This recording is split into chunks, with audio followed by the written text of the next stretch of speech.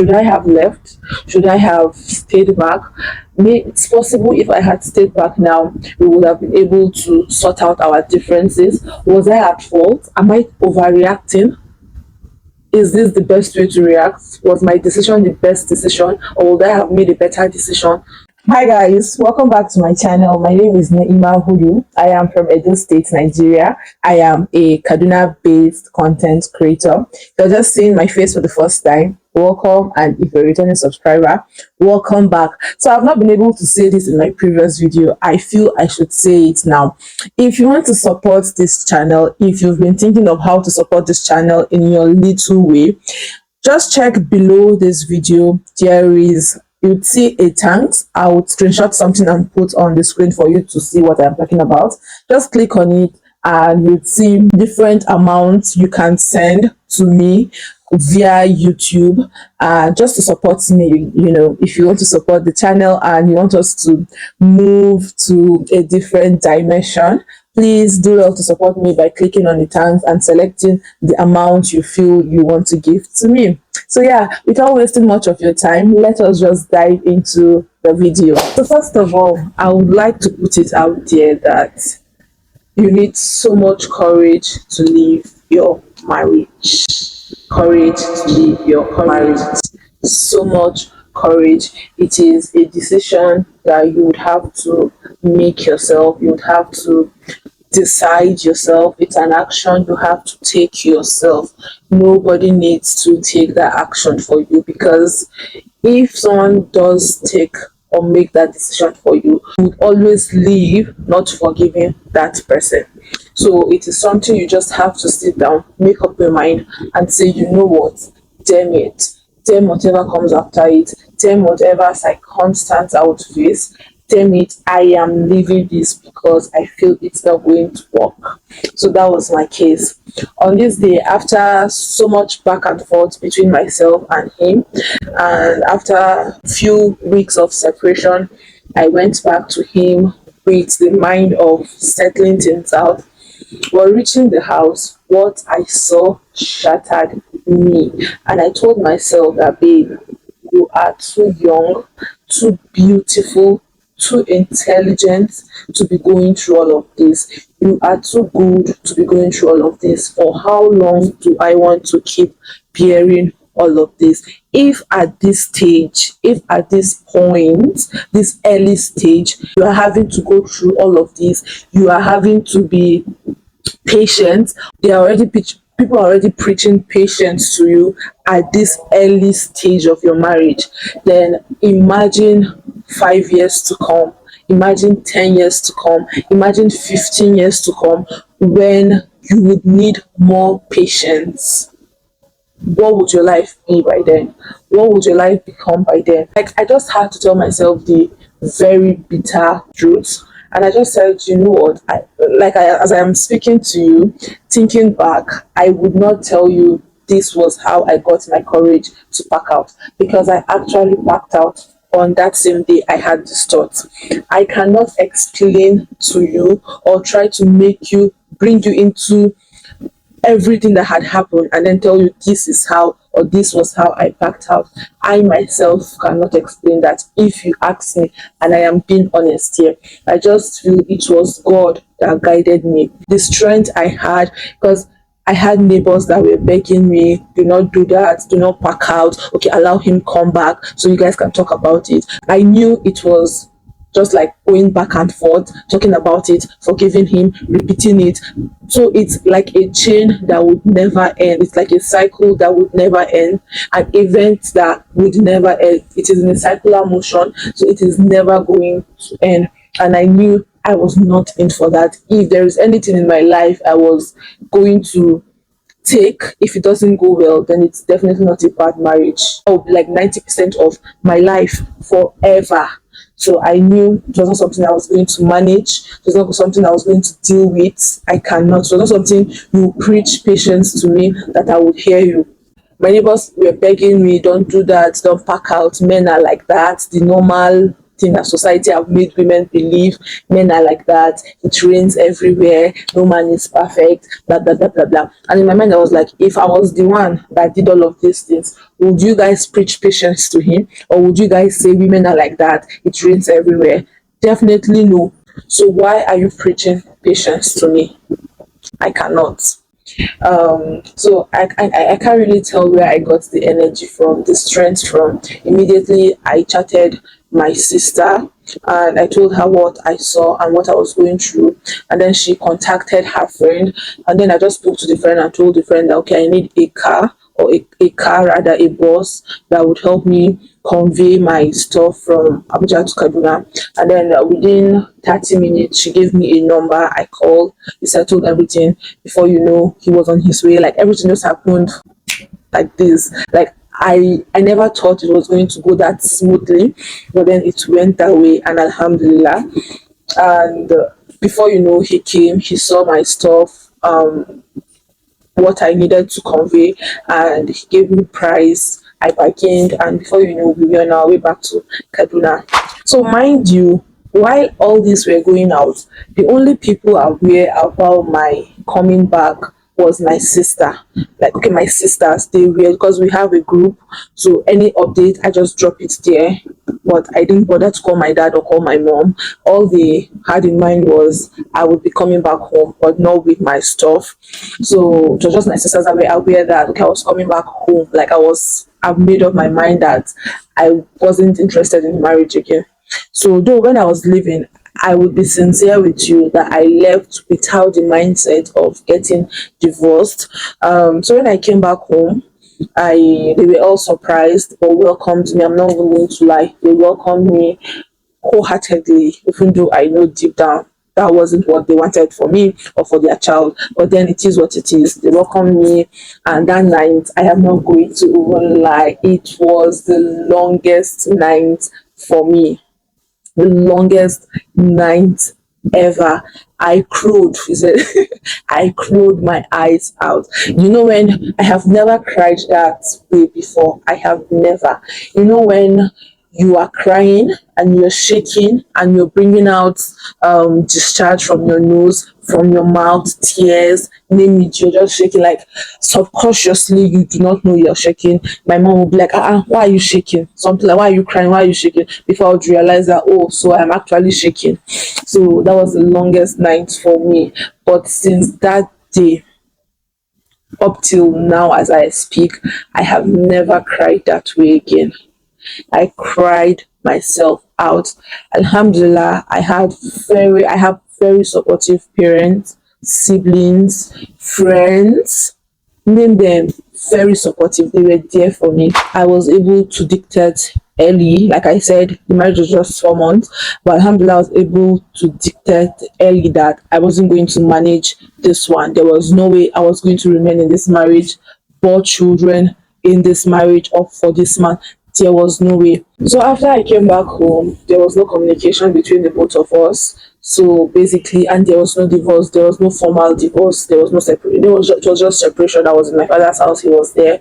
So yeah, so that was it until I think 4 months into the separation.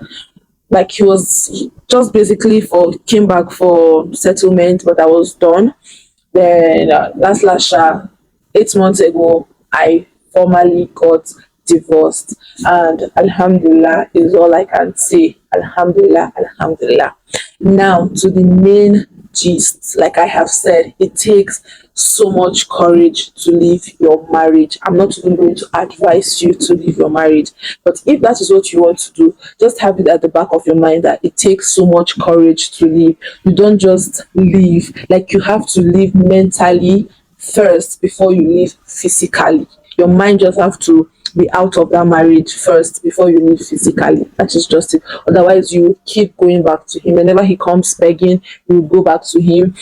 If he comes back with his crocodile tears, you go back to him. You feel pity and go back to him, and that would continue to damage you psychologically, everythingly. It is going to keep damaging you. There will definitely be times where you would doubt your sanity. You would doubt your existence, you will doubt your decision. Should I have left? Should I have stayed back? It's possible if I had stayed back now, we would have been able to sort out our differences. Was I at fault? Am I overreacting? Is this the best way to react? Was my decision the best decision, or would I have made a better decision?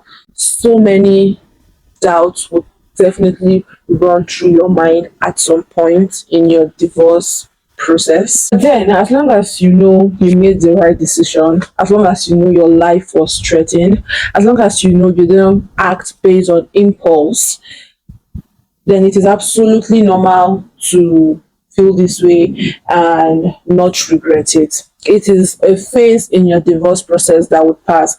I had this doubt in me for the longest time. I would say I stopped having this doubt the moment we got divorced, the moment we got formally divorced. I stopped having this doubt. I feel I was having this doubt before because I wasn't divorced, neither was I married. I was separated. Do you get what I'm saying? Like, I was married, but I wasn't living with my husband. Not because that was what I wanted, but because there was a fight on ground. So it made me really doubt so much of my decisions as at then. But now that I know I am formally divorced and I have nothing to do with him again, I absolutely do not doubt my decision. Like, I would say my divorce has been one of the hardest tests I have had to face in life at my young age. What other things have God tasted me with? What other thing trials have God tasted me with that is more than this divorce? I actually cannot think of any right now. So it is one of the hardest trial Allah has tasted me with, and alhamdulillah. So if you are in that phase of your divorce process where you already doubting yourself, just know that it is normal to feel that way, as long as you did not react or you did not or make the decision irrationally. It was a rational decision. It's okay. Having to face people, because whether we like it or not, that stigma is already there in the society about divorces, about female divorces to be specific. If you like, as a man, get married to 5 women, 7 women, 10 women. So women are last at the receiving end when it comes to divorce. Now it depends on how you're seeing it, but for me, I am not at any receiving end. If you feel I am at the receiving end, you are lying. I'm not at any receiving end. Staying back in that marriage, that is when you would say I would accept that I would be at the receiving end if I had remained back in that marriage. But living for my life, living to live, living not just to live, but to have a meaningful life, then you cannot come and tell me I am at the receiving end, because I am not. So whatever you had to say about me had little to nothing to do to my skin or to me in particular. Even though at first I was so defensive, I was so emotional, but now that I am gaining healing, I am getting healing, and I am seeing life from a different perspective, from a different point, I don't think I want to hide my divorce story again. I would rather share it out like I am doing to people for them to learn. And you get what I want you to know, as a young woman like myself who is going through divorce right now or about going through divorce, is there will be so much emotions, so much emotions will arise, and so much bad days, so much bad moments, the memories, the few memories you had, the few good memories you had with your husband, or let me say the good memories you had with your spouse, would definitely come up in your head. And it's absolutely normal to miss him, because person know the bad finish. You cannot tell me your spouse was completely a bad person. It is not possible. He must definitely have, or he or she must definitely have, some good side that you just appreciate, but then the bad side overweighs the good side, and that was why you had to leave. I just want you to know that take it as it comes, take every day as it comes, take every feeling, handle, deal, tackle every feelings, every emotions as it comes. Do not overwork yourself. Do not overthink. Do not overdo things. Just be on your lane, and do not over get yourself busy because you want to forget about all that had happened. You cannot cheat nature. That is one thing I have realized. You cannot cheat nature. Those few hours you would have to sleep, because definitely you would have to sleep after all your busy schedule, after engaging in all the work and all of that. Those few hours you would have to yourself to sleep, you would use it to think about him. That is just nature. So do not overwork yourself. Do not over get busy because you want to take your mind out of him or out of the bad experience you've had. Yeah, they would come, like I said, they would come, but definitely they would go. They won't remain with you forever. No matter how you get busy, you'll still be at work and still be thinking about your spouse or your ex-husband. You will still be sleeping, and in your dream you will see him. It is not by your power, it is God's doing, it is Allah's doing, because it is not by your power that you are seeing someone you don't want to see in your dream, or someone that you're getting busy for in your dream. So it is that weird, but then it is nature. All I want you to do is, okay, get busy. If you're someone that was idle before, you should get busy. Try to improve on your finance. Try to be financially stable to an extent. That is, if you were never financially